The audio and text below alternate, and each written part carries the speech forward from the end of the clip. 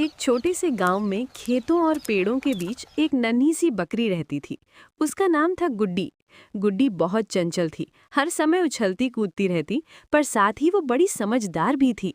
उसकी माँ रोज सुबह उसे हरी घास चरने के लिए खेतों की ओर ले जाती और समझाती, बेटी, हमेशा झुंड के साथ रहना और अजनबी रास्तों पर अकेले मत जाना। एक दिन गांव के बाहर हरा भरा मैदान देखकर गुड्डी का मन मचल उठा। वहां दूर तक फैली घास उसे बहुत लुभा रही थी। वो झुंड से थोड़ा सा आगे बढ़ गई। शुरू में उसे लगा कि वो बस कुछ ही कदम दूर है, पर धीरे धीरे वो माँ और बाकी बकरियों से काफी दूर निकल आई। तभी आसमान में बादल घिर आए और तेज हवा चलने लगी। गुड्डी को डर लगने लगा। उसने इधर उधर देखा, पर उसे कोई परिचित चेहरा नहीं दिखा। तभी झाड़ियों के पीछे से एक लोमड़ी निकल आई। उसकी आंखों में चालाकी थी।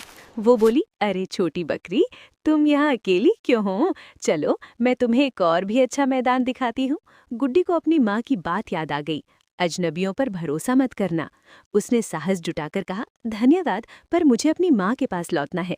लोमड़ी ने मुस्कुराकर फिर बहलाने की कोशिश की, लेकिन गुड्डी डटी रही। डर और घबराहट के बावजूद गुड्डी ने आसपास ध्यान से देखना शुरू किया। उसने अपने खुरों से जमीन पर बने छोटे छोटे निशानों को पहचाना। ये उसी रास्ते के थे जिससे वो आई थी। उसने सूंघकर हवा की दिशा समझी और धीरे धीरे उन्हीं निशानों का पीछा करने लगी। रास्ते में एक छोटी सी नहर मिली। गुड्डी को तैरना नहीं आता था, पर उसने देखा कि पास ही पत्थरों की कतार है।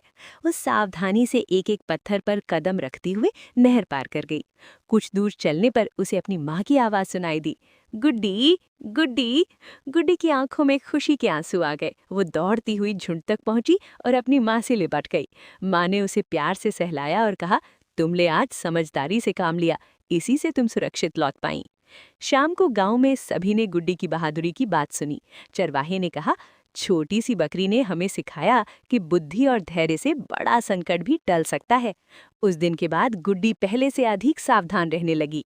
वो झुंड से दूर नहीं जाती, पर अगर कोई नया रास्ता देखती तो पहले सोचती, आसपास देखती और फिर कदम बढ़ाती। सीख: इस कहानी से हमें ये शिक्षा मिलती है कि अकेलेपन में भी समझदारी, धैर्य और अपने बड़ों की सीख को याद रखना हमें मुश्किलों से बचा सकता है।